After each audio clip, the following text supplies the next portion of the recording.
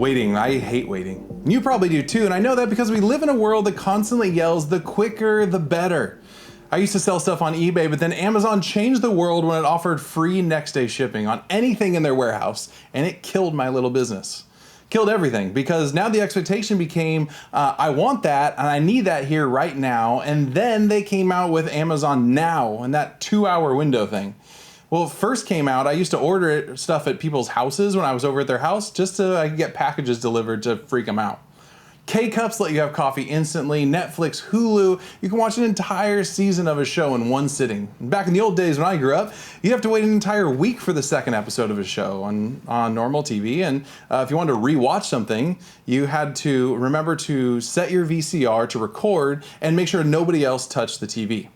Now everything is instant. Instant coffee, instant pancakes, instant dinner, instant updates on everyone in your location and what you're up to. Simply put, we don't like to wait. Well, we're in the first week of a new series called Unexpected, What to Do When You Don't Know What to Do. My name is Darren, and it's great to be with you here. And wherever you're at this week, it's nice to be together. Unexpected. Seems like a good thing for us to be talking about right now, doesn't it? Each week, we're going to take a look at someone in the Bible who had something really unexpected happen to them and see what we can learn from their story. Even though these things happened thousands of years ago, I think we'll discover that we have a lot in common with the men and women who had something unexpected happen to them in the Bible. This week, we're talking about, wait for it, wait for it, wait for it, waiting. More accurately, what to remember when we find ourselves in a time of unexpected waiting. A waiting season that we didn't see coming, kind of like the one we find ourselves in right now. And it helps us learn, we're going to look at the life of King David. Several thousand years before Christ, the nation of Israel wanted a king. They had never had a king, and they wanted to be like all the other nations around them and have a human, visible king, even though God warned them having a king was a bad idea. He was their king, and they didn't need to serve anybody else, but they insisted, and God decided to let them learn on their own that this was a bad idea. So a man named Saul was appointed as the first king of Israel, and surprise, surprise, things didn't go well. Saul disobeyed God a few too many times, and God decided that it was time to anoint a new king and enter a man named David. David was the youngest son in a big family. He was only 12 to 13 years old when God decided that David would be the next king of Israel. God had told a prophet named Samuel to go to David's house and anoint him as the next king. Now, nobody knew that this was coming. Not David, not his family. It's not like they had been waiting for this moment because they had no idea that this moment was going to happen. So let's look at this together. This part of David's story is found in the books of 1st and 2nd Samuel. It says this. So Samuel took the horn of oil and anointed him in the presence of his brothers. And from that day, the Spirit of the Lord came powerfully upon David. David was 30 years old when he became king and reigned for 40 years. Now, if you were paying attention, and thank you if you have, thank you, you may have caught something. And you may have been wondering why in the first part of the passage I read, David was 12 to 13 years old when he was anointed as the next king of Israel. But then he didn't actually become king until he was 30 years old. So what's going on? Well, let's put this passage I read back up on the screen. You'll see those 3 dots. And for you grammar snobs, this is an ellipsis. It's right there, and I did that on purpose. You see, I combined 2 verses of scripture, and the first part is from the book of 1 Samuel, and the second part is from the book of 2 Samuel. All the time in between, well, that was about 17 years. Yep, David had to wait somewhere between 15 to 20 years from the time that he knew he was going to become the king until he actually became the king. It's not like he was waiting to go to Baskin Robbins for some ice cream or waiting for a new season of his favorite show to drop. He was waiting to be king, to be in charge, to be the most powerful person in the country. And I don't know about you, but I have a hard time sleeping when I know I'm going to Disneyland the next day. But David knew he was going to be the king and had to wait almost 20 years. How hard would that be? And here's the hardest part. When he was anointed as a young teenager, he had no idea he was going to have to wait so long. The prophet managed to leave that part out. His waiting was completely unexpected. And we all go through seasons of unexpected waiting. And I know that because we're all going through one together right now. And because I'm just a little bit older and a little further down life's path than you, I know because I've already gone through and through a lot of these unexpected waitings. And my hunch is that maybe you have too. So what do we do? What do we do during these times of unexpected waiting? And I think we can remember 4 important things. 1, we can remember that waiting is a natural part of life. Wait, not yet, hold on, slow down, be patient. We've all probably heard those sayings over and over for one reason or another, but that's because even though that's true, we live in a hurry up world, or the sooner the better insta world, the reality is waiting is really normal. It's really normal. We wait all the time, when unexpected waiting is actually pretty normal too. Plans change, things don't go the way that we thought they would, promises are broken, we wait, we've all been there. The book of Ecclesiastes reminds us that there's a time and a place for everything, and sometimes we have to wait for the right time. Ecclesiastes 3:1 says, "For everything there's a season, for every time and activity under the sun." When an unexpected wait comes along, it can be really disappointing, but try to remember that waiting is a natural part of life. 2, when we're facing an unexpected wait, we can remember that waiting is a reminder that God isn't in a hurry. We serve a patient God, and his timing isn't always our timing, but since we know that he loves us and he knows everything, we can trust him. And if he was wanting us to wait, that there's a good reason for it. Have you ever done something because you were in a hurry and impatient only to wish that you would have waited? Man, I totally have. I used to do maintenance and construction, and one time I had a big cable that I needed to cut, and I didn't have the proper cable cutters for something that size with me. So I grabbed an angle grinder, and it's this thing with a spinning wheel on it, and I grabbed the cable and wrapped it around my hand, and I started cutting it with my angle grinder, and in a split second, I heard a crack, and the blade shattered, and it grabbed the cable and pulled my hand into the remaining part of the blade of the grinder, and it all happened so fast that I wasn't sure if I'd cut my fingers off, and I didn't want to look because I was so worried. I slowly looked down, and the cable was wrapped around my hand, and my thick leather gloves were cut all the way through. I took my glove off, and I had just nicked my skin. Because I didn't want to wait 5 minutes to go get the right tool, I almost lost my fingers in an instant, and it was a really scary moment. Now, I'm sure David wanted to hurry and be king. I mean, who wants to wait almost 20 years to be king? But God's timing was different. He wanted David to wait, to grow up, to learn. David's journey during those waiting years taught him a ton of lessons that he would cash in on later when he became king. When you're in a period of unexpected waiting, try your very best to remember that God isn't in a hurry, and that maybe something going on right now, that something good is going to happen out of that because we belong to a good God. 3, when you're in a time of unexpected waiting, remember that waiting is a test. Unexpected waiting tests us in all sorts of ways. It tests our patience and tests our faith. It tests our joy, tests our contentment, tests our character, maybe our honesty and integrity.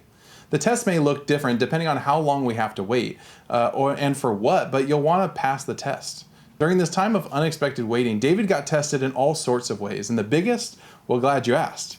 The king that was king when David was a teenager, the one he knew that he would one day replace, actually tried to kill David on numerous occasions. And one time, David had a chance to kill that King Saul. Technically, it would have been a self-defense, kill him before he kills me kind of thing. And if he did kill Saul, he would become king right away, but he didn't. He faced a big test, and when he knew what he was doing was right, and he wanted to do it the right way, but that wasn't the right way. And I don't know about you or how you're being tested, or what you're facing in this current period of unexpected waiting, but I know that you can pass the test.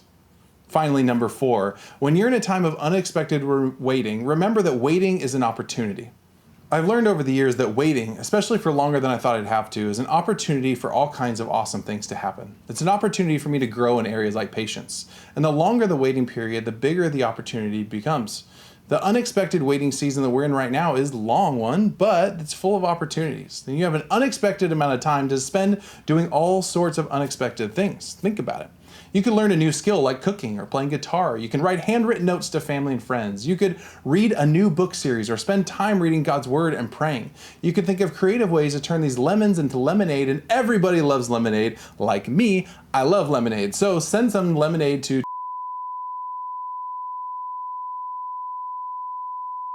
Look, it's totally okay to hang out on social media and watch a ton of Netflix during this crazy season that we're in. I'm doing that too.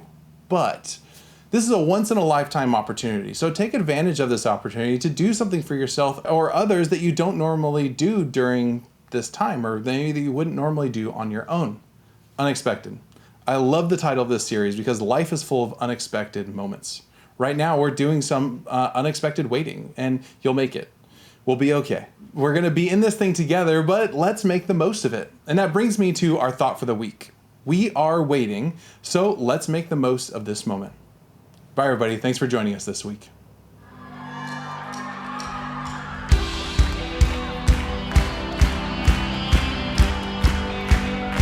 Feel free to move around.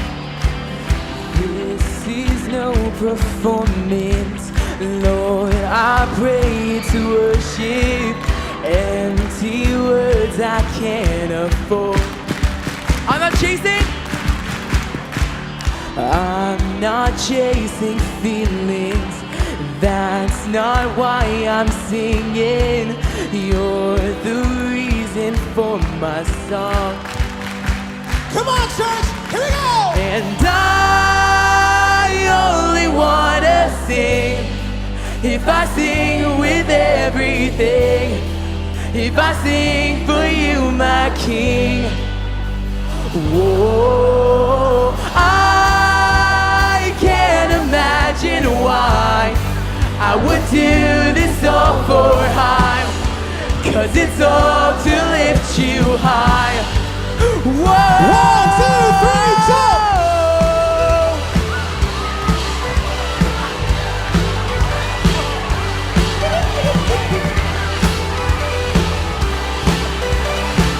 Sing it out. You don't want perfection.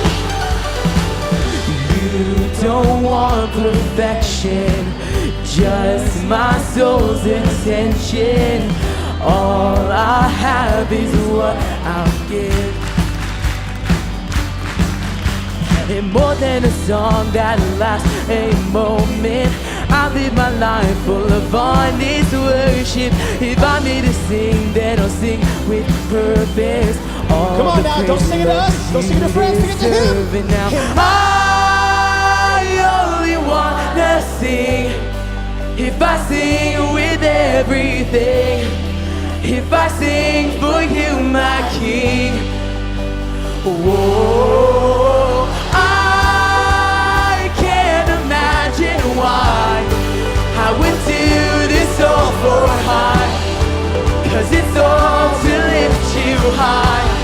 All right, now, clap those hands in the air.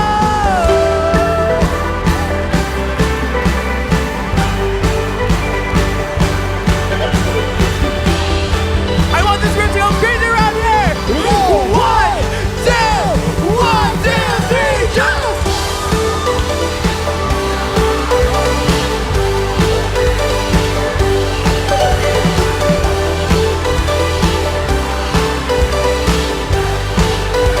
Sing it out. I only wanna sing. If I sing with everything, if I sing for you, my King. Whoa.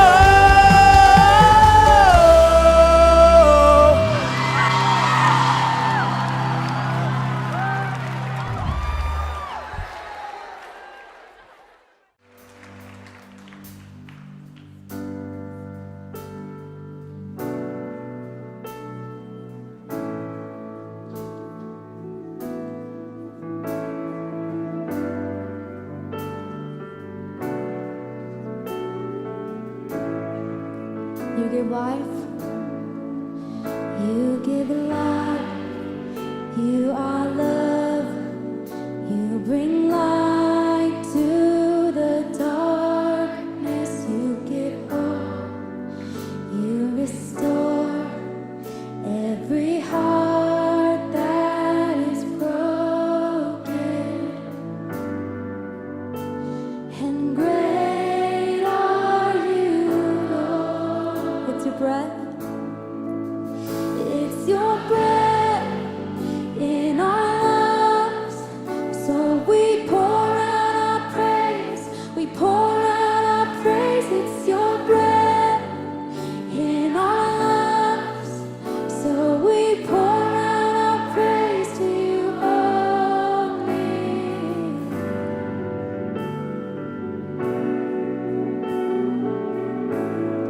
Sing again. You give life. And you give life.